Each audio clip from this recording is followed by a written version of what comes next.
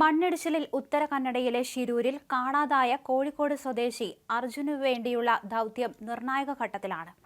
Truck കിടക്കുന്ന അവസ്ഥയും സ്ഥാനവും കൃത്യമായി നിർണയിക്കാൻ ഐബോർഡ് ഉപയോഗിച്ച് പരിശോധന നടത്തുകയും ചെയ്യും. 12:30 ഈ പരിശോധന തുടങ്ങുമെന്നാണ് ഇപ്പോൾ ലഭ്യമാകുന്ന വിവരം. ഡ്രോൺ ഉപയോഗിച്ച് പ്രവർത്തിക്കുന്ന സ്കാനറിൽ പുഴയിൽ അടിയിലെ സിഗ്നലും ലഭിക്കും. നോയിഡയിൽ നിന്ന് കേന്ദ്രത്തിന്റെ പ്രത്യേക അനുമതിയോടെയാണ് ഐബോർഡ് എത്തിച്ചത്. അർജുൻ ഉൾപ്പെടെ 3 പേരെയാണ് ഇനിയും കണ്ടെത്താനുള്ളത്. ഐബോർഡ് സംവിധാനത്തിന്റെ ബാറ്ററികൾ ദില്ലിയിൽ നിന്നും രാജധാനി എക്സ്പ്രസിൽ എത്തിക്കുന്നുണ്ട്. 9:40 ട്രെയിൻ കാർവാർ സ്റ്റേഷനിലെത്തി. കാർവാർ സ്റ്റേഷനിൽ നിന്ന് ഇപ്പോൾ മണ്ണിടിച്ചിലുണ്ടായ സ്ഥലത്തേക്ക് ഏതാണ്ട് 1 മണിക്കൂർ ദൂരമുണ്ട്. 1.5 മണിക്കൂറിനുള്ളിൽ ബാറ്ററി എത്തിച്ച ശേഷം അരമണിക്കൂറിനകം ഐബോർഡ് ഡ്രോൺ നിരീക്ഷണ സംവിധാനം അസംബിൾ ചെയ്ത് 11:45 പ്രവർത്തനം തുടങ്ങുമെന്നാണ് ഉദ്യോഗസ്ഥരിൽ നിന്നും ലഭ്യമാകുന്ന വിവരം. ലോറി പുഴയിൽ നിന്ന് ഇന്ന് പുറത്തെടുക്കാനാകുമെന്നാണ് കരുതുന്നത്. ഇതിനായി സൈന്യം വിവിധ ഉപകരണങ്ങൾ രാത്രിയോടെ തന്നെ സ്ഥലത്തെത്തിച്ചിരുന്നു. കരയിൽ നിന്ന് 20 മീറ്റർ അകലെ 5 മീറ്റർ ആഴത്തിൽ ലോറിയുണ്ടെന്നും അത് അർജുൻ ഓടിച്ചത് തന്നെയാണെന്നും സ്ഥിരീകരിച്ചു. അടുത്തെത്താൻ നാവികസേനാ സംഘവും മുങ്ങൽ വിദഗ്ധരും ശ്രമിച്ചെങ്കിലും കനത്ത മഴയും പുഴയിലെ അടിയൊഴുക്കും തടസ്സമായി. ഈ ഒരു അടിയൊഴുക്ക് നിയന്ത്രിക്കാൻ ഇപ്പോൾ എല്ലാവരും ശ്രമിക്കുകയാണെന്നാണ് പറയപ്പെടുന്നത്. ദേശീയപാതയിലേക്ക് ഇടിഞ്ഞു വീണ ഷിരൂർ കുന്നിലും ഗംഗാവാലി പുഴയിലും റഡാറും മണ്ണുമാന്തിയും അടക്കമുള്ള ഉപകരണങ്ങൾ ഉപയോഗിച്ച് ഒരാഴ്ചയിലേറെയായി തെരച്ചിൽ നടത്തുകയായിരുന്നു. Advanced drone base intelligence, underground buried object detector, ferrous locator അടക്കമുള്ളവ ഉപയോഗിച്ച് നടത്തിയ പരിശോധനയിലാണ് ഇന്നലെ ലോറി കണ്ടെത്തിയത്. കർണാടക റവന്യൂ മന്ത്രി കൃഷ്ണ ബൈരേ ഗൌഡയാണ് വൈകിട്ട് 3:25 ലോറി കണ്ടെത്തിയത് സ്ഥിരീകരിച്ചത്. ഇന്ന് ലോറിയുടെ അടുത്തെത്താനും അത് പുറത്തെടുക്കാനുമുള്ള ശ്രമമാണ് സൈന്യം നടത്തിക്കൊണ്ടിരിക്കുക. രക്ഷാപ്രവർത്തന സ്ഥലത്തേക്ക് ഇന്ന് സൈന്യത്തിന് മാത്രമാണ് പ്രവേശനം.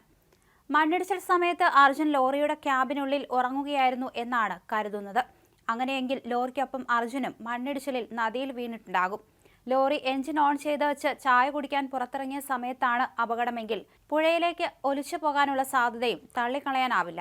ശക്തമായ മഴ തിരിച്ചടിയായി മാറുന്നുണ്ട്. അതേസമയം തന്നെ കുത്തൊഴുക്ക് നിയന്ത്രിച്ചാൽ മാത്രമേ രക്ഷാപ്രവർത്തനം പുരോഗമിക്കൂ. കാരണം ഈ ലോറിക്ക് മുകളിൽ മണ്ണ് അടിഞ്ഞുകൂടിയിരിക്കുകയാണ്. ഈ മണ്ണ് നീക്കം ചെയ്താൽ പക്ഷേ താഴെയുള്ള ലോറി ഒഴുകിപ്പോകുമോ എന്നുള്ള സംശയമുണ്ട്. ഇത്തരത്തിൽ മരച്ചില്ലകൾക്കും മണ്ണിനും ഇടയിലായിട്ടാണ് ലോറി കുടുങ്ങിക്കിടക്കുന്നത്. അതുകൊണ്ട് അങ്ങോട്ടേക്ക് എത്തുക വളരെ പ്രയാസം പിടിച്ച ഒരു ദൗത്യം തന്നെയാണ്. ഇത് മറികടക്കാനാണ് ഇപ്പോൾ രക്ഷാദൗത്യം പുരോഗമിച്ചിരിക്കുന്നത്. ഇപ്പോഴും ഷിരൂരിൽ മഴ പെയ്തുകൊണ്ടേയിരിക്കുകയാണ്. 1.5 മണിക്കൂറിനുള്ളിൽ ബാറ്ററി എത്തിച്ച ശേഷം അരമണിക്കൂറിനകം ഡ്രോൺ നിരീക്ഷണ സംവിധാനം അസംബിൾ ചെയ്ത് 11:45 പ്രവർത്തനം തുടങ്ങുമെന്നാണ് ഉദ്യോഗസ്ഥരിൽ നിന്നും ലഭിച്ച വിവരം. ഗംഗാവാലി പുഴയുടെ കുത്തൊഴുക്ക് കുറയ്ക്കുന്നതും നാവികസേനയുടെ പരിഗണനയിലുണ്ട്. നിലവിൽ 6 നോട്ട് സ്പീഡിലാണ് ഗംഗാവാലി പുഴയുടെ ഒഴുക്ക്. അത് പകുതിയോളം കുറയ്ക്കാനാകുമോ എന്നാണ് നോക്കുന്നത്. റെഗുലേറ്റർ ബ്രിഡ്ജുകളോ ചെക്ക് ഡാമുകളോ അടച്ച് ഒഴുക്കിന്റെ ശക്തി കുറയ്ക്കാനാകില്ല. എല്ലാ ചെക്ക് ഡാമുകളും നിറഞ്ഞൊഴുകുന്ന സാഹചര്യത്തിൽ ഷട്ടറുകളും അടയ്ക്കാൻ കഴിയില്ല. താൽക്കാലിക രീതിയിൽ മാത്രമേ ഒഴുക്ക് നിയന്ത്രിക്കാൻ സാധിക്കൂ. അത് എങ്ങനെ വേണമെന്ന് തീരുമാനിക്കും. നാവികസേനയാകും താൽക്കാലിക ചെക്ക് ഡാം ഉണ്ടാക്കുന്ന കാര്യത്തിൽ അന്തിമ തീരുമാനമെടുക്കുക. കാർവാർ നാവികസേന ആസ്ഥാനത്ത് നിന്നാണ് ഇതിനുള്ള ഉപകരണങ്ങൾ കൊണ്ടുവരേണ്ടത്.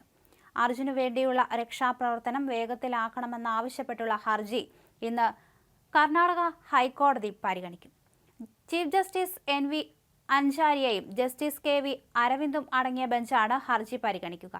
ഇന്നലെ കേസ് പരിഗണിച്ച പ്രത്യേക ബെഞ്ച് കേന്ദ്ര സംസ്ഥാന സർക്കാരുകൾക്ക് നോട്ടീസ് നൽകിയിരുന്നു. രക്ഷാപ്രവർത്തനത്തിന്റെ നിലവിലെ സാഹചര്യം അറിയിക്കണമെന്നും സംഭവം അതീവ ഗൗരവതരമെന്നും ഇന്നലെ കോടതി നിരീക്ഷിച്ചിരുന്നു. ഇന്ന് സംസ്ഥാന സർക്കാരിന് വേണ്ടി AG സത്യവാങ്മൂലം നൽകും. നേരത്തെ രക്ഷാപ്രവർത്തനം വേഗത്തിലാക്കണം എന്ന് ആവശ്യപ്പെട്ടുകൊണ്ട് സുപ്രീം കോടതിയെ സമീപിച്ച അഭിഭാഷകരോട് കർണാടക ഹൈക്കോടതിയെ സമീപിക്കാൻ ചീഫ് ജസ്റ്റിസിന്റെ ബെഞ്ച് നിർദ്ദേശിക്കുകയായിരുന്നു.